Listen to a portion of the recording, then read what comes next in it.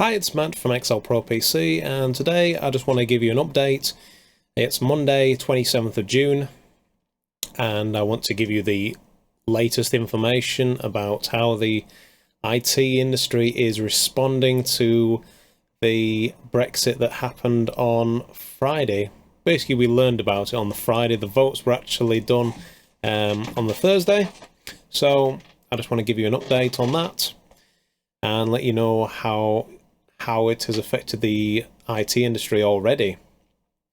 So I went to order some components from a supplier today, and I noticed that the actual price had changed. I basically put the product in to the basket early on in the morning, and by the afternoon the price had actually gone up. Luckily I got it at the lower price, but yeah, the product had actually gone. The price had actually gone up, so it looks like the Brexit is already affecting, like I said in my previous video, it is already affecting exchange rates on products. Now, this company actually still had the products in stock on the Friday and on the Thursday, but so possibly they hadn't already paid for them, and maybe they were realizing that by the time we actually pay for these, if they had like a 30-day or a 60-day invoicing terms, then the price was going to be, because of the exchange rate differences, the prices were going to be changing. So, I mean, the price increases weren't horrific, to be honest. So I'll give you a quick example. I'm not going to name the product or the manufacturer, but there was a product that was for sale, and it was some thermal paste from a fairly well-known brand, IT tech brand. It was about £3.05 this morning.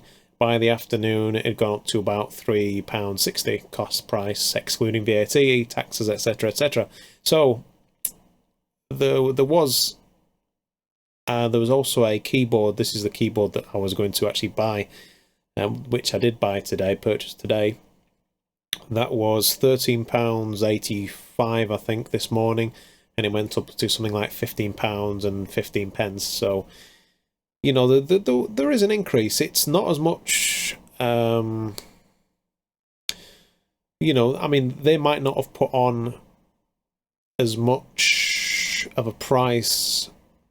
They might have put on an extra bit of margin as well, just to compensate maybe for when they do get round to paying for the goods in US dollars or whatever they have to pay it in. So, you know, the Brexit is affecting the economy. I do expect that this will subside in, let's give it a few weeks, maybe a few months, maybe.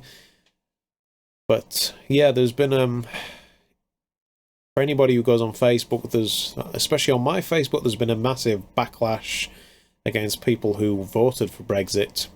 You know, basically, people are saying, "Oh no, the country's screwed now. The country's screwed. Why the hell did you vote that?" And they seem to forget that over 52% of the country voted out. So, and they seem to think that they're in the minority. And some people were saying on my Facebook feed that, "Oh, I didn't know how to vote because, you know, both sides seemed to be spouting a load of crap, basically." And what I sort of think is that, well, if you weren't sure on how to vote, you should have voted in to remain, because if you weren't sure how to vote, then what you wanted was for things to stay the same. So voting in would have kept us in the European Union, so nothing would have changed. In fact, as we saw from the pound actually rose quite high against the euro and the dollar when the traders thought that we were going to be staying in the EU. So, and another thing that I read on the news today as well, the Polish, I'm not sure if it's a prime minister or whatever their leader, the Polish leader, came out and basically supported Britain and said, well, you know, the European Union should have done more to keep us in, and I think with the right deal, I would have voted to remain. If they turned around and said, look, we appreciate it's not working out for you. Maybe you want to set a few of your own rules, and let's have a good discussion about it. Let's come round to the table, and you know, it's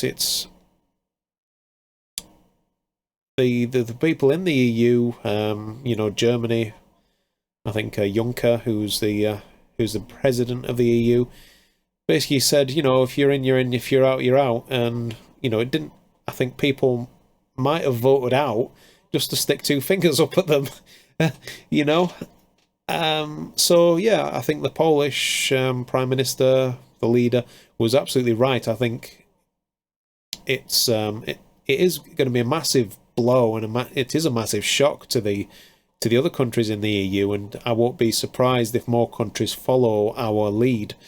But yeah, they could have done a hell of a lot more to try and keep Britain in the EU, and if they were serious about keeping us in, you know, they could have, you know, they could have kept us in. I would have voted to keep in if they'd have proposed some changes and they took us more seriously as a nation, and our leaders, you know, more seriously. So yeah, it just reminded me today of Eli from Fail Normal, just talking about he's titled his newest video "A Strange New World." So yeah, but it has already started to affect the UK IT industry, and it will affect other industries. It will affect other companies, and it has already affected other companies and other industries already, I would have expected. So on a personal level, my dad says that because of the Brexit, he did actually vote out as well, and he said, you know, he does a lot of trading in shares and stuff like that. He's retired, but he keeps buying shares. He says he was down £7,000 on the value of his shares on the Friday morning once the Brexit had been announced. So yeah, anyone who deals in shares will be feeling the cost. If he'd have asked my advice would have been to sell them the night before. But he said, "Oh well, I thought everyone was going to be voting in, so I thought my shares were actually going to go up." So he would have been, if he thought that, he would have been stupid to take his shares out at that time. But yeah, in hindsight, taking his shares out and then buying them in the morning, he would have made quite a nice tidy sum. But you know, his shares are mainly in banks, so those shares will rise again, and you know, he'll get back eventually to what he had in terms of value for his shares. But meh.